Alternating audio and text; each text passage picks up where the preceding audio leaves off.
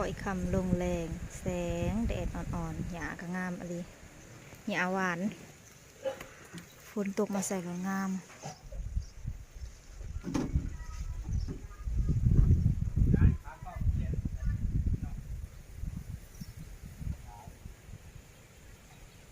ปากอย่าปากเก็บดีๆนะมันสิควันเช่นหัวนะเนี่ยแดดออกมาแล้วบัดนี้โอ้ยดีจ้ะโอ้ว่างกาหนักแล้วโอ้ยยาเพื่อนอะไรหัว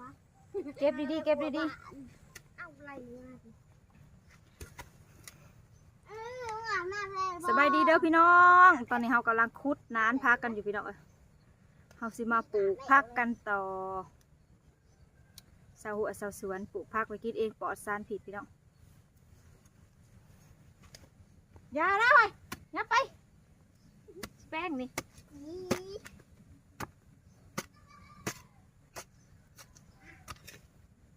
เชียงหลดอาชิทนจ้ะฮะไปปากไหมไปนั่งรีอยู่สินั่งเกิดไว้ซาผม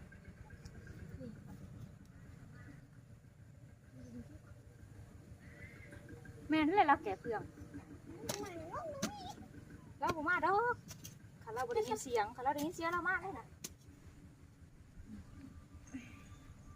ป้า ตัวใหญ่ น้ำพักกันยาวเหยียดเลย เนื้อยาวหน่อย สอบของยาวสอบของใหญ่ ชอบของยาวชอบของยักษ์ มันจะบ่ยะคุดอัน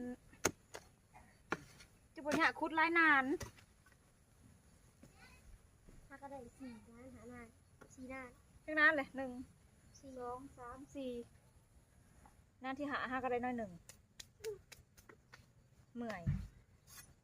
ไปคุดจกแต่เฮิง นั่งนัก ปลู ซะ กบอดเก่าที่ใกล้นี่ก็ปลูกแค่นี้งามงาม กูได้เอาออกดิ ปลูกหอมแดงแล้วก็กระเทียมโทนกระเทียมบานเฮา เอาเสียงออกเลยครับ ปูสมาชิกคนดินกะ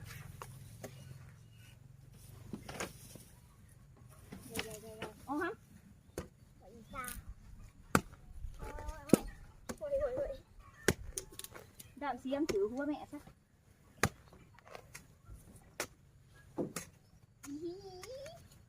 เสียงโอ้ อ๋อยังออกไปซัดเถอะที่ เออเฮ้ยแดวมา ฮอนฮอนคุยหมดเดี๋ยวไปหาเอายามาคูใส่ด้วยมันสิโค โอ้ ย ยเอาแต่สีไป ออกเด้อ พอนเนี่ยเอาแต่สีไป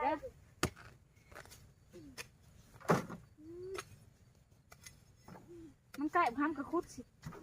เก็บสิเถอะนี่พี่ โอ้ย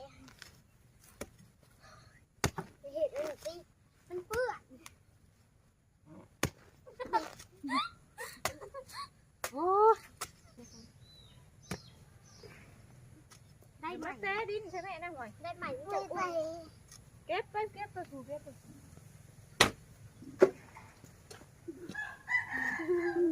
ออกยับออก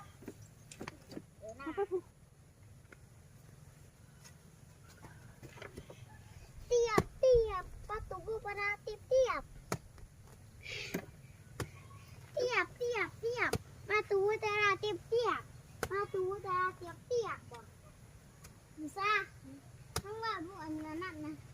ประตูมาเตียบประตูมาเตียบเป็นมาตูมาละเตียบมาตูมาละเตียบ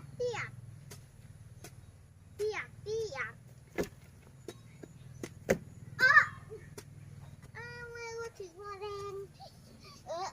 เอา ออกยับออก มึงยังดอกปากก็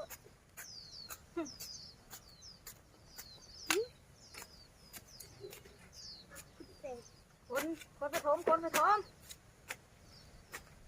โคุยมาโถมคุยมาโถม เดี๋ยวอ๋อไปเอาตัวผู้ เตียงปะ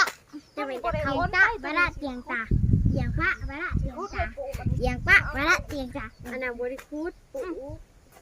เตียงปะ เอา บา ขา ระ มา เตีย ก ง อ ปะ ตัวนี้ เตียงปะมานะเตียงปะ ดิน เตียงปะบาระเตียงปะ ผูไปเก็บก่อนตัวน่ะเอาบอกพูดเอาตัวนี้นะเฮ้ยเนี่ยบันเขาสิติดมือเพิ่นจะเฮ็ดจะบ้าเพื่อน ปะเตียงปะเตียง แล้วขาดมะกอออกงานหมู แตกเอ้ย อันที่สองมันเลยที่วาย เจ้าว่าอยู่เทิงสวนเพื่องผัวจัก มองทำไมอีซา ขาดอยู่เทิงอลีชูเมนบ่ด่างขาดบ่น่ะ อยาก เทิงเพื่อนเพื่องผูก เจ็บจับปะนะ แล้วคนนี้คนใหญ่แล้วก็ ไม่ยังจะเอาไหมไปขืนได้เอา บ้าเผื่อสิตก กกหูเทนแม่ปะละเตียงปะเตียงปะมาละมึงขืนได้ คนใหญ่แล้วเอาคน นั่ นั่ ง ง มาเห็ด คืนก็อันนะ ทำ แล้วก็เครื่อง เปียงปะปะละเปียงปะเปียงปะละละเปียงปะเปียงปะมาละเปียงตาเปียงปะมาละเปียงตามึงอย่าปากนะทำเอ้ยยกไหลมึงดิโอ้ย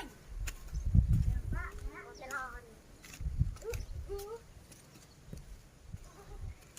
จิ้มเซนเนี่ยมันจะให้เห็ดซะ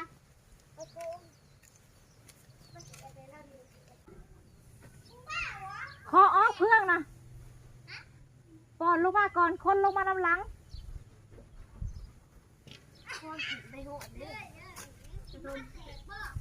ลงมาบัดนี้ลงมา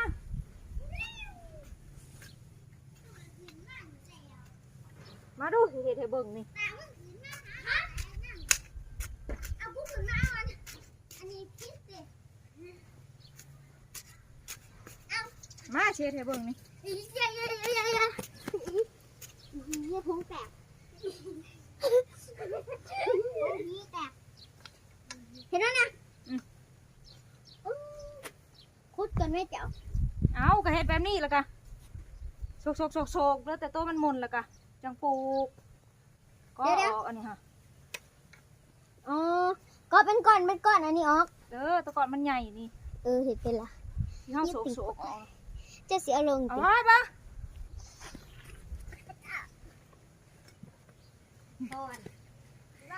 อย่างอ่ะมันอะอย่างอ่ะ อย่าเฮ็ดท จ้ะไอ้ที่ทนแล้วมาเห็ดกับมึงว่าโอ้ยมันไอ้ที่ทนมามึงหายเด้งเร็ว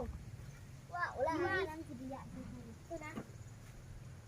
อยู่ในเพื่อนอะไรกินน่ะบริษัทมาน้อย